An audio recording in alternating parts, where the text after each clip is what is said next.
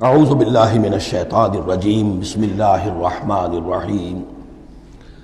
سورہ ہود میں بھی اب جیسا کہ پہلے عرض کیا جا چکا ہے 6 رکوع جو ہیں انباء الرسل پر مشتمل ہیں۔ جیسا کہ اس سے پہلے کئی مرتبہ عرض کر چکا ہوں، یہ 6 رسولوں کے حالات ہیں جو قرآن مجید میں کئی بار آئے ہیں۔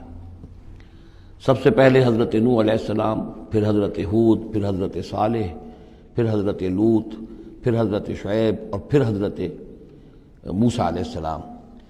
تو یہ جو نقشہ آپ کے سامنے اس وقت موجود ہے، اس سے آپ کو اندازہ ہو جائے گا کہ یہ پورا یوں سمجھیے ارض القرآن ہے۔ یہ قرآن مجید میں جن رسولوں کے حالات آئے ہیں وہ سب کے سب جو ہیں وہ اس خطے کے اندر وہ مبعوث کیے گئے۔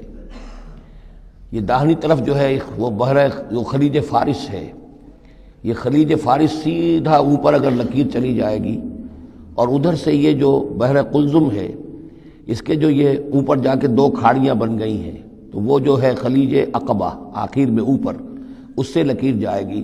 تو یہ دونوں لکیریں جہاں جا کر مل جائیں گی، وہ اس نقشے میں ابھی نظر نہیں آ رہا، ذرا نیچے کیجئے تو شاید نظر آ جائے گا۔ یہ جگہ ہے جہاں پہ وہ سرخ نشان بنا ہوا ہے، یہ علاقہ ہے جہاں کہ حضرت نوح علیہ السلام کی قوم آباد تھی، اور معلوم ہوتا ہے کہ اس وقت تک نسل انسانی صرف اسی علاقے میں تھی۔ یہیں پر عذاب آیا ہے، بہت بڑا جو طوفان آیا ہے، اور اسی سے ذرا اور اوپر چل کر شمال کی طرف پہاڑی علاقہ ہے کوہ ارارات، اور اسی میں کوہ جودی ہے۔ یہ علاقہ ہے وہ کہ جس کے اندر حضرت نوح علیہ السلام کی قوم آباد تھی۔ اس کے بعد جب وہ حضرت نوح علیہ السلام اور ان کے جو بھی بیٹے تھے وہ بچ کر جب آباد ہوئے ہیں، تو پھر ان کا ایک بیٹا جو ہے حضرت سام، وہ عراق میں آ کر آباد ہو گئے۔ یہ جو سفید سا آپ کو نظر آ رہا ہے یہ عراق کا علاقہ ہے، یعنی اسی علاقے سے ذرا نیچے اترے اور عراق میں آباد ہو گئے۔ حضرت سام کی نسل میں پھر بہت سی قومیں پیدا ہوئی ہیں، تو انہی میں سے پھر ایک قوم ہے جو نیچے آئی ہے جزیرہ نما عرب کے بالکل جنوب میں۔ یہ جو علاقہ ہے یہاں پر یہ قوم یہ احقاف کا علاقہ کہلاتا ہے، اور یہاں پر قوم ہود، اس قوم کا نام عاد ہے۔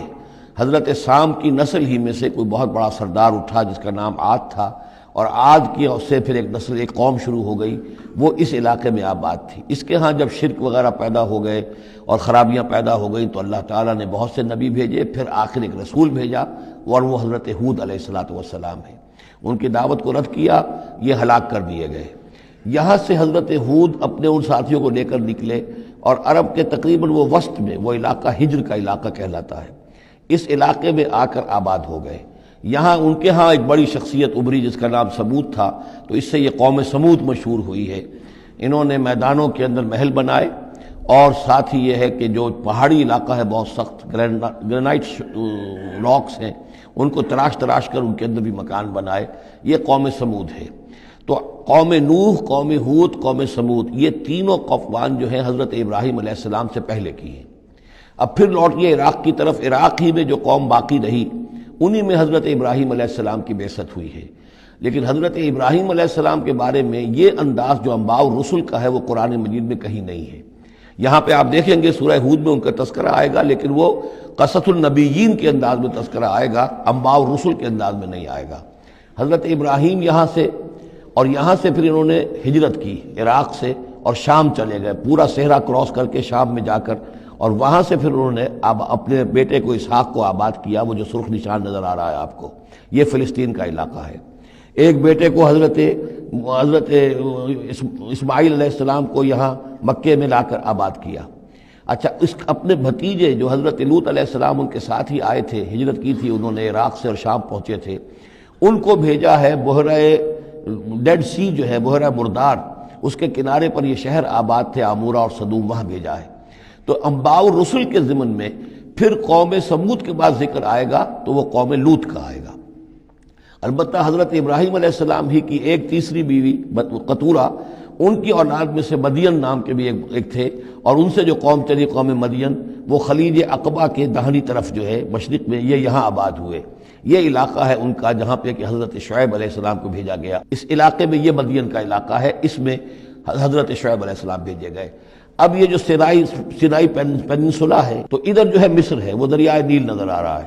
یہاں سے یوں جو ہے حضرت یوسف علیہ السلام، چونکہ اب سورہ ہود کے بعد سورہ یوسف بھی آ جائے گی، تو حضرت یوسف علیہ السلام کو جب کہ ان کے بھائیوں نے کنویں میں پھینکا ہے اور وہ پھر قافلہ ان کو لے گیا ہے مصر، اور وہ پھر ذریعہ بن گئے پوری اس قوم کے مصر میں آنے کا، تو یہاں پھر حضرت موسیٰ علیہ السلام کی بعثت ہوئی ہے مصر میں۔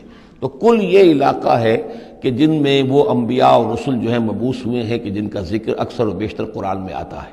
لیکن جیسا کہ میں نے عرض کیا تھا، اس کا یہ مطلب نہیں ہے کہ صرف یہی رسول اور نبی آئے ہیں، دنیا میں اور بھی بہت سے نبی اور رسول آئے، لیکن قرآن میں تذکرہ انہی کا کیا گیا ہے کہ جن کا تذکرہ ان لوگوں کی اپنی روایات میں موجود تھا، جن کے ناموں سے یہ واقف تھے، لہذا انہی کے حوالے سے قرآن تو کتاب ہدایت ہے۔ ویسے تو ایک رسول کے قصے میں بھی وہ ساری ہدایت موجود ہے، اور 6 رسولوں کے قصوں میں بھی وہ ہدایت موجود ہے۔ اس حوالے سے یہ کہ سارے رسولوں کی تاریخ بیان کرنا یہ قرآن مجید کا موضوع نہیں ہے۔ آئیے اب متن کی طرف چلیے۔ وَلَقَدْ أَرْسَلْنَا نُوحًا إِلَىٰ قَوْمِهِ، اور ہم نے بھیجا نوح کو اس کی قوم کی طرف۔ إِنِّي لَكُمْ نَذِيرٌ مُّبِينٌ، انہوں نے کہا میں تمہارے لیے کھلا خبردار کر دینے والا ہوں۔ اللہ تعبدوا الا اللہ، کہ مت پوجو اللہ کے سوا کسی کو۔ انی اخاف علیکم عذاب یوم علیم، مجھے اندیشہ ہے تم پر ایک بڑے دردناک دن کے عذاب کا۔ فقال الملأ الذین کفروا من قومہ، تو کہا اس کے قوم کے ان سرداروں نے جنہوں نے کفر کی روش اختیار کی، ما نراک الا بشرا مثلنا، ہم نہیں دیکھتے اے نوح آپ کو مگر اپنے ہی جیسا ایک انسان۔ آپ کہاں سے اللہ کے رسول بن گئے، کیسے رسول بن گئے، کیسے اللہ نے چن لیا؟ آپ تو ہمارے جیسے ایک انسان ہیں۔ وما نراک اتبعک الا الذین هم اراذلنا بادی الرائے، اور اس سے بھی آگے بڑھ کر ہم نہیں دیکھتے مگر یہ کہ آپ کی پیروی کرنے والے تو وہ لوگ ہیں جو ہماری نگاہوں میں ذلیل ہیں، کمینے ہیں، نچلے طبقے کے لوگ ہیں، گھٹیا لوگ ہیں۔ بادی الرائے، بلا تامل نظر آ رہا ہے کہ صرف کچھ کمی کاری لوگ آپ کے گرد جمع ہو گئے ہیں، کوئی معقول آدمی، کوئی سردار قوم کا کوئی آپ کے گرد آیا ہی نہیں۔ وما نرا لکم علینا من فضل، اور ہمیں کوئی نظر نہیں آتا کہ آپ پر کوئی ہمارے اوپر کوئی فضیلت آپ کو حاصل ہے، آپ کو اور آپ کے ساتھیوں کو۔ بل نظنکم کاذبین، بلکہ ہمارا گمان تو یہی ہے کہ آپ جھوٹ بول رہے ہیں۔ قال یا قوم ارأیتم ان کنت علی بینۃ من ربی، اب یہ ذرا اس صورت کے اندر بار بار یہ الفاظ آئیں گے۔ ایک فطرت سلیمہ جو پہلے سے تھی، اس کے بعد اللہ کی طرف سے وحی آ گئی، وہ گویا کہ اس کا شاہد ہے۔ انہوں نے کہا اے میری قوم کے لوگوں ذرا غور کرو، اگر میں پہلے سے بھی اپنے رب کی طرف سے بینہ پر تھا، تم جانتے ہو میں نے زندگی تمہارے مابین گزاری تھی، تم بھی جانتے ہو کہ میں ایک شریف النفس انسان تھا، میرا کردار، میرا اخلاق تمہارے سامنے تھا، میں بینہ پر تھا، میری فطرت مس نہیں ہوئی تھی، سلیم تھی۔ وآتانی رحمۃ من عنده، پھر اللہ نے مجھے رحمت بھی عطا فرما دی اپنے پاس سے، یعنی جو وحی آئی ہے میرے پاس وہ اللہ تعالیٰ کی رحمت ہے۔ فعمیت علیکم، اور وہ چیز وہ ہے کہ جس کو تمہاری آنکھوں سے مخفی رکھا ہے۔ اب میں کیا کروں، فرشتہ میرے پاس تو آتا ہے، وہی میرے پاس آتی ہے، یہ چیز جو ہے میرے تو تجربے میں ہے، مائی پرسنل ایکسپیرینس، لیکن یہ کہ تم سے یہ چھپا کر رکھی گئی ہے۔ انلزمکموہا وانتم لہا کارہون، بہرحال ہم زبردستی چپکا نہیں سکتے اپنی یہ بات آپ لوگوں کو، اگر آپ کو پسند نہیں ہے، اگر بیزار ہیں تو یہ اختیار ہمارے پاس نہیں ہے کہ ہم زبردستی آپ کو ان باتوں کا قائل کر دیں اور یہ باتیں لازماً آپ پر تھوپ دیں۔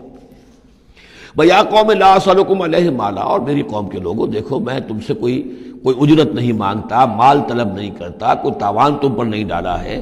ان اجریہ الا علی اللہ، نہیں ہے میرا اجر مگر اللہ کے ذمے۔